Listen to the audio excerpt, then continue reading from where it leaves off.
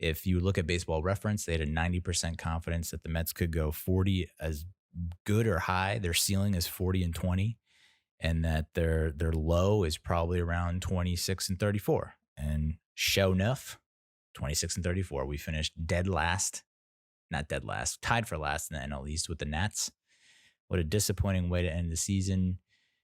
When really we needed a whole bunch of things to come together for us to make the playoffs. And it was like a 1 to 2% chance. But lo and behold, everything we needed to happen outside of what we controlled happened. I think the Giants lost, Rockies lost. We had the Brewers win one, which was good, and then lose. And so everything fell, all the dominoes fell exactly how we needed to, except we didn't take care of our business.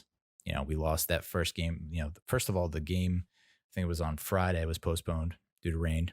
So we did the doubleheader on Saturday, and the first game we lost, and it's just like I have no interest in watching these final two games, because it's like you can tell most of the guys are deflated, defeated, unmotivated to play these meaningless last two games, unless they had bonus contract incentives or bonuses. I don't know. We can say this, though, is a breakout year from Dominic Smith. What to do with him moving forward, I don't know, but he batted .316 with a .993 OPS. We had another Cy Young caliber season from Jacob deGrom.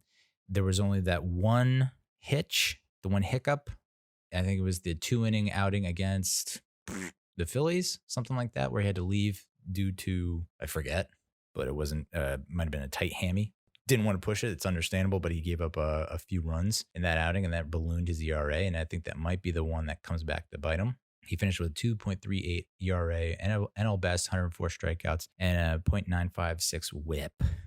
Whew. Fewer than one walk and or hit per inning pitched. I mean, you can't do much better than that. Will he get the third Cy Young? Yeah, I hope so. But you look at that one outing really killed him. And you look at, I think it's like Max Fried, who else? Trevor Bauer in the NL. Stiff competition, but I think most of the major categories, he's numero uno. So I would expect him to, I wouldn't be shocked if he didn't get it, but that'd be nice little three-peat. We had two, some would say surprising rookie seasons. I didn't write that. I just copied and pasted it, but someone somewhere saying that these rookie seasons were surprising. I'd say one maybe more surprising than the other. The first is David Peterson.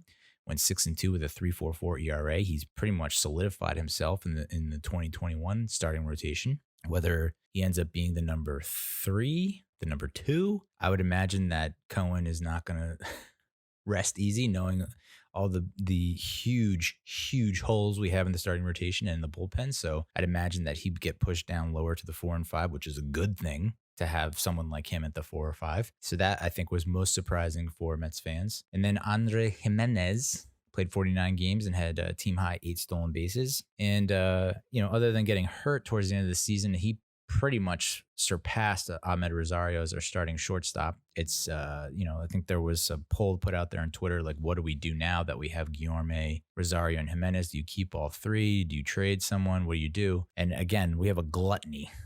There's just like I said, a logjam of infielders that we have, which we'll get to with, reviewing Brody Van Wag's 10 years GM, because I think it's coming to a close with Steve Cohen coming on board. But you got to think it would be nice to keep all 3 guys, because you saw what Guillorme can do when given extended playing time. His slash line was heads above a lot of the other players that were getting regular starting time. I know people kept on chirping Todd Frazier getting more appearances and starts over Guillorme. Tough to say.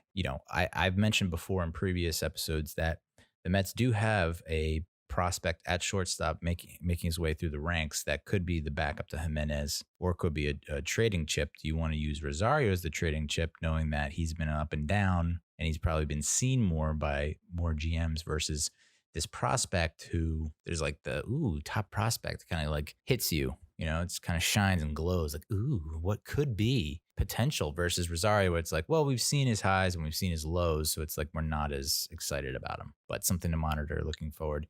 I feel like Guillorme is going to get the shaft, but I mean, you can't. How do you go against a guy with that beard who then converts it to a Fu Manchu and still crushes the ball? So luckily, Jed Lowry is off the books. Wow. I would love / hate to get paid that kind of money and give little to nothing in return. I mean, just nothing in return. It's gotta weigh on you for sure. You'll go down in history as a bust and this and that, but I'm pretty sure you can put that money to something good.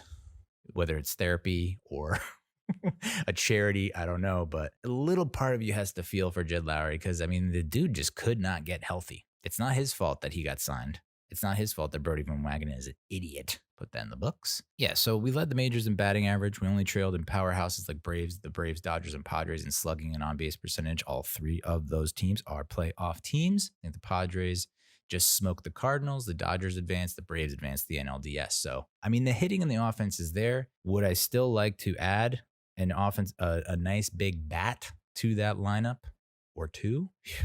Fuck yeah. But you can see why we're not exactly there yet as a postseason team. And we'll get into it a little bit, but we ranked 21st in running score with runners in scoring position with a 243 average. Unacceptable.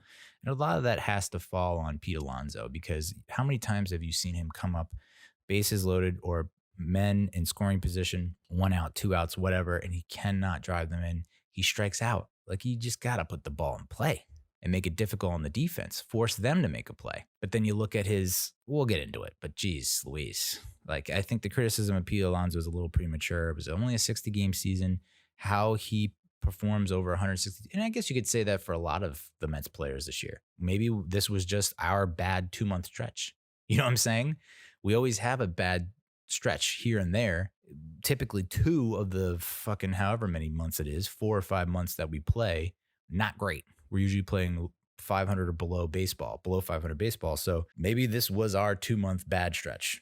And if you selected another 2 months from us, we would be 34 and 28 or whatever it is. Here are some stats that kind of stood out to me when I looked at Baseball Reference. We were 6-11 in 1-run games. And you can pin that on probably 2 things. One, the bullpen not being able to come in and hold during when the bases are juiced. Our closers, our rotation of closers, first beginning with Diaz blowing saves, but then the lack of confidence in Diaz forcing him to become a middle reliever, and then experimenting with different closers, Lugo going to become a starter. And then, of course, just our inability to get guys in when we have opportunities, scoring opportunities. So when it's a run game, bases are loaded, you don't get anyone in. And then we were 1-4 in extra inning games, which again goes back to what some would say lack of clutch hitting. We're not hitting in the clutch. A lot of these numbers that are put up by our offensive juggernauts in the lineup, they're done with like no one on base. Can't have that happen. You need to take advantage of every chance you get. So